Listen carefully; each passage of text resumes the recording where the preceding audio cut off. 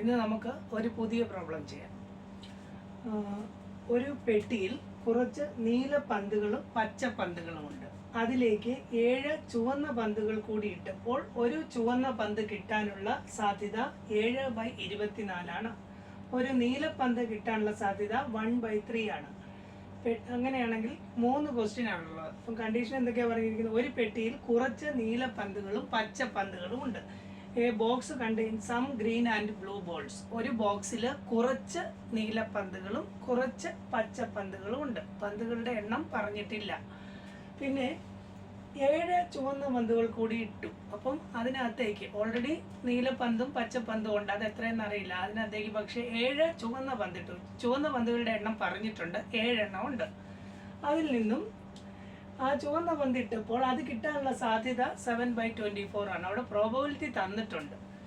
7 ചുവന്ന പന്തിട്ടു, അപ്പോൾ അതിൽ നിന്നും റാൻഡമായിട്ട് ഒരു പന്ത് എടുത്താൽ അത് ചുവപ്പാകാനുള്ള സാധ്യത 7/24 ആണ്. പിന്നെ പറഞ്ഞിരിക്കുന്നത് എന്താണ്? ഒരു നീല പന്ത് കിട്ടാനുള്ള സാധ്യത 1/3 ആണ്. നീല പന്തിന് ഉള്ള പ്രോബബിലിറ്റി, അല്ലെങ്കിൽ അതിൽ നിന്ന് ഒരു പന്ത് എടുത്താൽ അത് നീലയാവാനുള്ള സാധ്യത 1/3 ആണ്. ചോദ്യങ്ങൾ: പെട്ടിയിലാകെ എത്ര പന്തുകളുണ്ട്? അല്ലെങ്കിൽ ഇംഗ്ലീഷിലാണെങ്കിൽ how many balls are there in the box. അടുത്ത ചോദ്യം: അതിൽ എത്ര നീല പന്തുകളുണ്ട്? How many of them are blue. പിന്നെ പെട്ടിയിൽ നിന്നും പച്ച പന്ത് കിട്ടാനുള്ള സാധ്യത. What is the probability of getting a green ball from the box. 3 ക്വസ്റ്റ്യനുള്ള ആകെ എത്ര പന്തുണ്ട്, പിന്നെ അതിൽ നിന്നും ബ്ലൂ എത്രയാണ്, പിന്നെ ഗ്രീൻ കിട്ടാനുള്ള പ്രോബബിലിറ്റി ഉണ്ട്. ഇംഗ്ലീഷിലെ ക്വസ്റ്റ്യൻ ഒന്ന് നോക്കിയോ. A bag contain some green and blue balls. 7 red balls are put into it. ഒരു ബാഗിൽ കുറച്ച് ഗ്രീൻ ബോൾസും ബ്ലൂ ബോൾസും ഉണ്ട്. അതിനകത്തേക്ക് 7 റെഡ് ബോൾസ് ഇട്ടു. Now the probability of getting A red ball is 7/24. ഒരു റെഡ് ബോൾ കിട്ടാനുള്ള probability 7/24 and that of A blue ball is 1/3. Blue ball കിട്ടാനുള്ള chance 1/3 ആണ്. അപ്പം ഞാൻ ഇംഗ്ലീഷിൽ എഴുതിയിരുന്ന ആ ക്വസ്റ്റ്യൻ അങ്ങ് വായിച്ചു. ബോർഡിൽ സ്പേസ് ഇല്ലാത്തതുകൊണ്ട് നമുക്ക് പ്രോബ്ലം ചെയ്യണ്ടേ. എന്നാലും മലയാളത്തിലുള്ള കിടപ്പുണ്ട്. ഒരു പെട്ടിയിൽ കുറച്ച് നീല പന്തുകളും പച്ച പന്തുകളും ഉണ്ട്, അല്ലേ? A bag contain some green balls and blue balls. അപ്പോൾ നമുക്ക് എപ്പോഴും ആ പിക്ചർ പോലെ വരച്ചു കഴിഞ്ഞാൽ ചെയ്യാൻ എളുപ്പമുണ്ട്. നമുക്കൊന്ന് എഴുതിയിടാം. ഇതിനകത്ത് ബ്ലൂ ബോളുണ്ട്, ഗ്രീൻ ബോൾസ് ഉണ്ട്. Some blue balls and green balls എന്നാണ് പറഞ്ഞിരിക്കുന്നത്. എണ്ണം പറഞ്ഞിട്ടില്ല, അതുകൊണ്ട് നമുക്കിപ്പോൾ അത് അങ്ങനെ നിൽക്കട്ടെ. അറിയില്ല എത്രയുണ്ടെന്ന്. പിന്നെ എന്താ പറഞ്ഞിരിക്കുന്നത്? അതിലേക്ക് 7 ചുവന്ന പന്തുകൾ കൂടി ഇട്ടു. അപ്പം അവിടെ ഇത് കൂടാതെ ഏതുകൂടെ വന്നു? റെഡും കൂടെ വന്നു. അത് പക്ഷേ റെഡ് എത്രയാണെന്ന് അറിയാം. എത്ര എണ്ണം ഉണ്ട്? 7 എണ്ണം ഉണ്ട്, അല്ലേ? അതിലേക്ക് 7 ചുവന്ന പന്തുകൾ കൂടി ഇട്ടു. അപ്പോൾ അത് ചുവന്ന പന്ത് ഇട്ടപ്പോൾ ഒരു പന്ത് കിട്ടാനുള്ള സാധ്യത പ്രോബബിലിറ്റി എത്രയാണ്? 7/24 ആണ്. അവിടെ പ്രോബബിലിറ്റി അവർ ഡയറക്റ്റ് തന്നിട്ടുണ്ട്. ഒരു റെഡ് ബോൾ കിട്ടാനുള്ള പ്രോബബിലിറ്റി 7/24 ആണെന്ന് പറയുന്നു. അപ്പം നമുക്ക് നോക്കാം.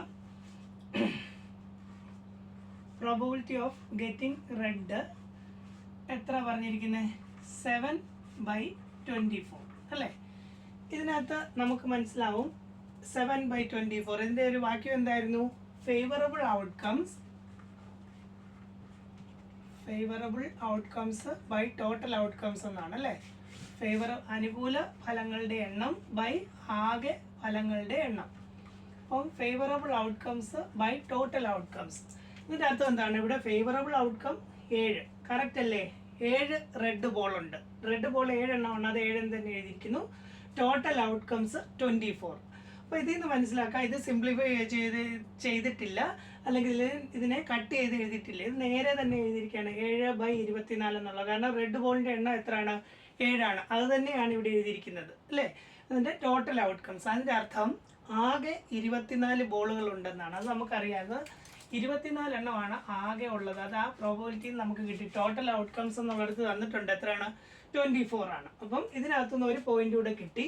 നമുക്ക് ആകെ ബോളുകളുടെ എണ്ണം 24. അതായിരുന്നു ആദ്യത്തെ ക്വസ്റ്റ്യൻ. ടോട്ടൽ ബോൾസ് എത്ര എണ്ണം ഉണ്ട്? 24. ഇതായിരുന്നു ഒന്നാമത്തെ ക്വസ്റ്റ്യൻ്റെ ആൻസർ. അത് കഴിഞ്ഞ് ചോദിച്ചിരിക്കുന്നത് എന്താണ്? അതിൽ എത്ര നീലപ്പന്തുകളുണ്ട്? അപ്പോൾ നീലപ്പന്തിനെ കുറിച്ച് ഇവിടെ എന്തെങ്കിലും പറഞ്ഞിട്ടുണ്ടോ? ഉണ്ട്. ഒരു നീലപ്പന്ത് കിട്ടാനുള്ള സാധ്യത 1/3 ആണ്. ഒരു ബ്ലൂ ബോൾ കിട്ടാനുള്ള പ്രോബബിലിറ്റി 1/3 ആണ്. ബ്ലൂ ബോൾ കിട്ടാനുള്ള പ്രോബബിലിറ്റി 1/3 അല്ലേ? അപ്പോൾ ഇത് ഒരേ ക്വസ്റ്റ്യൻ ആണ്, ഒരേ ബോക്സിൽ കിടക്കുന്ന കാര്യങ്ങളാണ്. അപ്പം ഇവിടെ 24 ആണ് ടോട്ടൽ, ഇവിടെ 3 എന്നാണ് തന്നിരിക്കുന്നത്. അതിൻ്റെ അർത്ഥം ആകെ 3 എന്നല്ല. ഇത് നമ്മൾ എന്ത് ചെയ്താണ്, ആ ആൻസറിനെ സിംപ്ലിഫൈ ചെയ്ത് അല്ലെങ്കിൽ ലഘൂകരിച്ച് ചെറുതാക്കി എഴുതിയതാണ്. അപ്പം നമുക്ക് ടോട്ടൽ എത്രയാണ്? 24 ആണ്. അപ്പോൾ ഇതിനെയും കൂടെ 24ലേക്ക് ആക്കണം. അതിന് നമ്മൾ എന്ത് ചെയ്യണം? ഇവിടെ 3 എന്നുള്ളിടത്ത് 24 ആവണം. എത്ര കൊണ്ട് ഗുണിക്കണം? 8 കൊണ്ട് ഗുണിക്കണം. 3 അല്ലേ 24. അപ്പം മേളിലും താഴെയും അതേ സംഖ്യ കൊണ്ട് ഗുണിക്കണം. അപ്പം 1/3 ആണ് പ്രോബബിലിറ്റി. അതിനെ നമ്മൾ 24ലേക്ക് ആക്കുന്നു, എന്നാലേ നമുക്ക് ബോളുകളുടെ എണ്ണം കിട്ടത്തുള്ളൂ അല്ലേ? അപ്പം 8 കൊണ്ട് ഗുണിച്ചാൽ 24 ആവും. താഴെ 3 8 24, മേളിൽ 1 8. അപ്പോൾ 8/24. ഇതിനെ ചെറുതാക്കി എഴുതിയ 1/3, കാരണം 8 കൊണ്ട് ഹരിക്കാം. ഇവിടെ 1 8, ഇവിടെ 3 8 24, അതാണ് 1/3 എന്ന് എഴുതിയത്. നമുക്ക് 1/3 വെച്ചാൽ ഇതിൻ്റെ ടോട്ടൽ ബോൾസിൻ്റെ എണ്ണം കിട്ടത്തില്ല. അതുകൊണ്ട് നമ്മൾ എന്ത് ചെയ്തു? ടോട്ടൽ ഔട്ട്കംസ് ആയ 24 ആ ഛേദത്തിലേക്ക് ഇതിനെയും കൂടെ ആക്കണം. 1/3യെ 24ലേക്ക് ആക്കണം ഛേദം.